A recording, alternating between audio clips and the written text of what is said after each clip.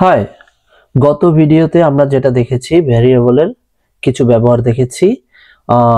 আমি যেটা করব না সেটা হচ্ছে ভেরিয়েবল নিয়ে লম্বা ডিসকাশনের পরে আমি অন্যটায় চলে যাব না।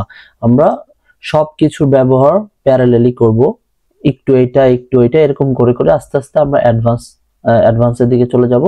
সেক্ষেত্রে যেটা হবে, আমার কোনো কিছু মুখস্থ করার দরকার নাই, আমার কোনো থিওরি পড়ার দরকার নাই, এটা আস্তে আস্তে এমনিতেই মাথায় ঢুকে যাবে। সো আমরা এখানে একটা কোশ্চেন দেখতে পাচ্ছি। কোশ্চেনটা লেখা আছে, let's take a look on an example. Suppose Rahim is 21 years old and he is a new student in the university.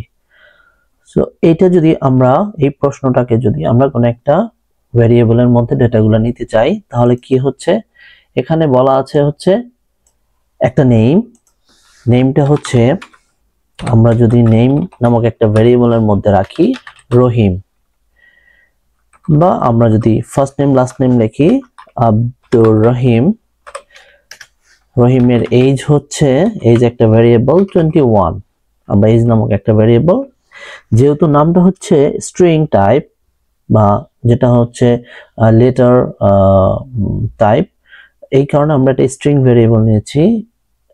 Age হচ্ছে একটা নাম্বারের মধ্যে রাখতেছি। পাইথনের যে সুবিধা হচ্ছে, আমাদের বলে দেওয়া লাগে না যে কোনটা কোন টাইপ, আমরা ভ্যালু দিলে ও অটোমেটিক্যালি চিনে ফেলে যে কোনটা কোন টাইপের। এখন বলা হচ্ছে রহিম হচ্ছে একটা ইউনিভার্সিটির নিউ স্টুডেন্ট। সো আমি যদি এখানে এরকম লিখি ইজ নিউ, ও কি নিউ স্টুডেন্ট, তাহলে ট্রু না ফলস? ট্রু।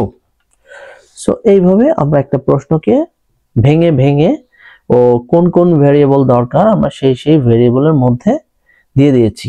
এখন আমাদের কাছে আছে নেম হচ্ছে আব্দুর রহিম, এজ হচ্ছে 21, ইজ ট্রু, সে কি নিউ, তাহলে নিউর জন্য আসতেছে হচ্ছে সে নিউ। এখন এইগুলো হচ্ছে আমরা হাতে ধরে বসায় দিলাম। আমরা চাইলে এগুলো আবার প্রিন্ট করে দেখতে পারি। Print name, print age, print is new.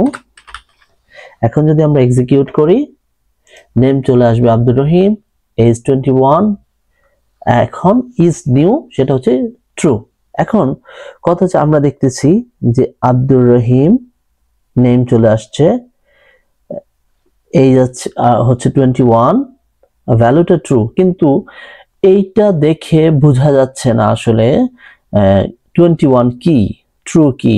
নেমটা হয়তো বোঝা যাচ্ছে আব্দুর রহিম।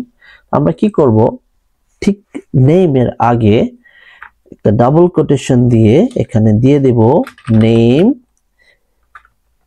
ক্লোন, তারপর ঠিক বাইরে এখানে একটা গ্যাপ দিয়ে আমরা এখানে প্লাস দিয়ে ভেরিয়েবলটা বসায় দিছি। তো কি হবে, আমরা এর আগে বলে আসছি, লাল অক্ষরে লেখা ডাবল কোটেশনের মধ্যে যা থাকে প্রিন্ট সেটাকে হুবহু এক্স্যাক্টলি সেই জিনিসটা দেখায়। তো প্রথমে এখানে দেখাবে নেম, তারপরে এই ভেরিয়েবলটার মধ্যে আছে আব্দুর রহিম, আব্দুর রহিমটা দেখাবে। ঠিক এজের ক্ষেত্রে যদি আমরা করি, এজের ক্ষেত্রে যদি আমরা এখানে করি, এজ একটা ক্লোন দিলাম, একটু গ্যাপ দিয়ে দিলাম যাতে গ্যাপটা দেখায়, আর এখানে বলে দিলাম ডাবল কোটেশন, এখানে লিখলাম ইজ নিউ স্টুডেন্ট, এইভাবে দিয়ে দিলাম। তো এবার দেখা যাক আমাদের কি দেখায়, আমরা এটাকে এক্সিকিউট করি। একটা এরর দেখাচ্ছে এখানে, এররটা কি আমরা একটু পড়ি, এররটা কি। এইখানে ঠিক কোটেশনে এখানে দেখাচ্ছে invalid syntax, perhaps you forgot a comma, বলছে আমি একটা কমা হয়তো ভুলে গেছি। আসলে কমা ভুলে যাই নাই, এখানে যদি আমরা দেখি যে এখানে আমরা একটা প্লাস দিয়েছি, প্লাসের পরে নামটা দেখাইছে, সো এখানে প্লাসটা আমি ভুলে গেছি, প্লাসটা দিয়ে দিলাম। এখন যদি আমি এটাকে প্রিন্ট করে দেই, এখনো ভুল দেখাচ্ছে।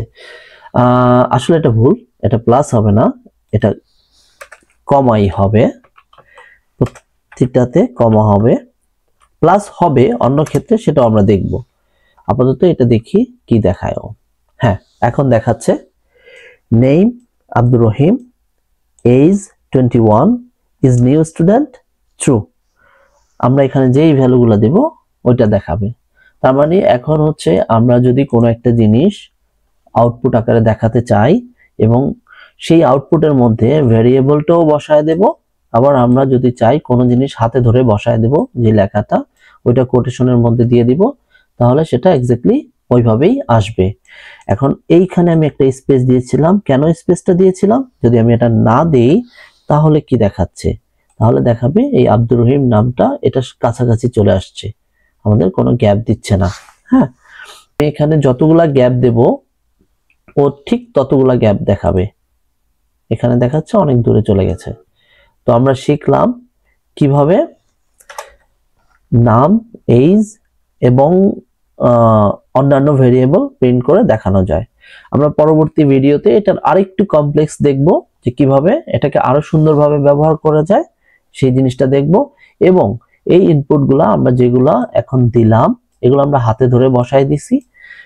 পরবর্তীতে আমরা যেটা দেখব আর হাতে ধরে বসাবো না, আমরা চাইলে যে কোনো ভ্যালু যেন আমরা লিখে দিতে পারি। কিভাবে? আমার কাছে কম্পিউটার চাইবে যে তুমি এখানে কত বসাইতে চাচ্ছ, আমি ওটা বসায় দেব ও সেটা আমাকে আউটপুট হিসেবে দেখাবে। সো আমরা দেখব পরবর্তী ভিডিওতে, এগুলো দেখা হবে পরবর্তী ভিডিওতে।